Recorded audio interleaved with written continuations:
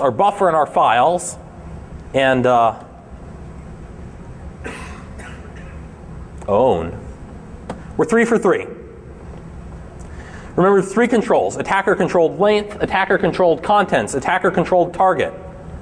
We made these controlled by us by deterministically permuting memory. And what happened? We own the machine. What went wrong? What went wrong? I'm going to leave this up here for you. I'll let you read it. There's a comment here right after we do the read dance, right after the read happens. This code works fine with page size return, but it's likely to indicate truncated result or overflow. So what do we do? What does the kernel do when there's an overflow? Try to struggle along. Guys.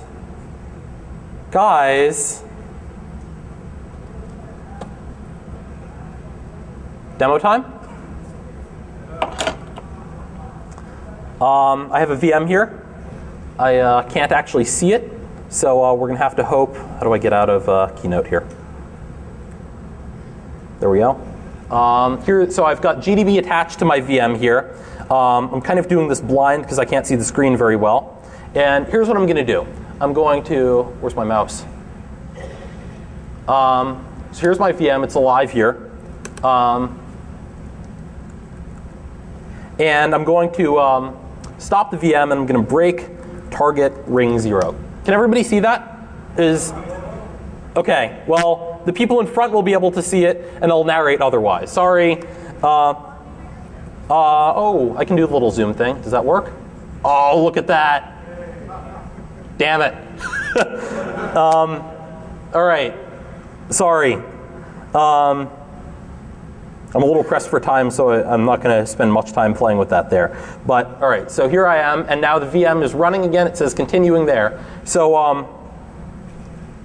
now I'm going to run my exploit. Uh-oh. Can I type? Yes. And let's go watch that. Can I get these both at the same time?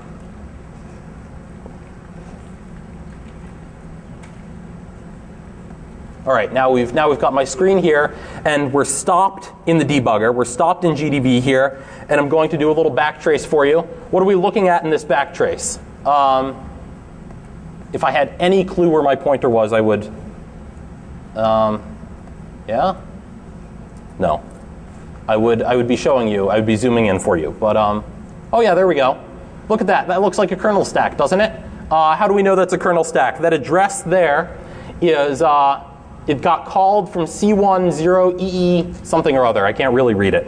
And that's kernel memory, OK? Let's print something else.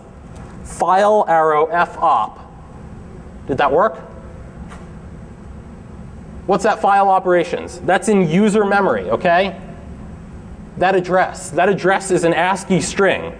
We have now injected stuff into the kernel, OK? And let's finish it off here. Continue.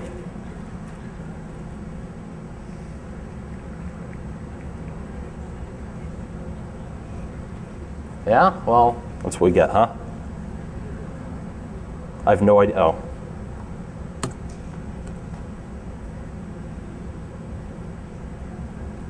That's it.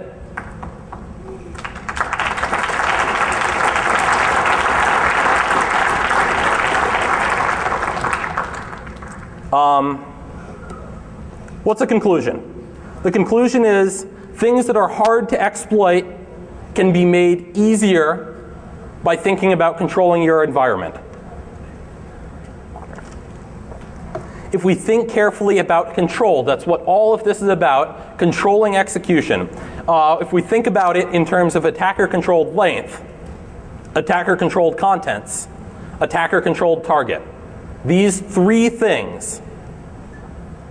Just because it's not easy, that doesn't mean that it's impossible, OK? Kind of in this whole thing here, we've conjured the world to be the way we want it to be. This isn't trivial to do. Okay? It requires kind of an intimate understanding of the kernel, but this isn't something that's impossible to do. If we kind of sit down with a book, Understanding the Linux Kernel, if we take a problem-focused approach and solve, then we can do it. There's another little conclusion here, and I guess this kind of brings us back full circle here. Dear phone vendors, we will win. We have physical access. Root on these phones will be ours. Please, stop your crusade from keeping me from using my own phone.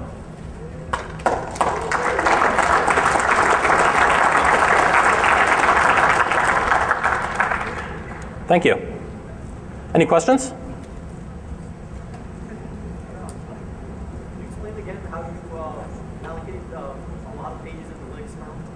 How I allocate, you'd like to know how I allocate a lot of pages in the Linux kernel again. You had fine granularity where you could allocate a page at a time. You filled out 40 pages, and then you were able to free 4 in a row. Like, what exactly were you doing to, allocate, to have that granularity to, basically allocate free entire pages to usually? How do I allocate 40 pages? That's the question. So what I simply do is I just go through and I mmap over and over and over again. I mmap 40 anonymous pages in, and I cause them to be backed, by the way, by doing a write to them. You have to write to them in order for them to be backed. But I allocate all of these with mmap, and then so now I have memory that's all mine, right? But it's not necessarily contiguous. So what I do now is I deallocate it and reallocate it. And this time, the kernel will choose each of the frames sequentially. Okay? Because it's pulling from a contiguous pool, it will choose each of these frames sequentially. And then I can grab, then I can deallocate 4, and I'll hopefully get 4 sequentially in the middle. Does that make sense? Does that clear it up? I think my time is up. And I think anything else further kind of goes into the Q&A room for track 5. Thank you very much.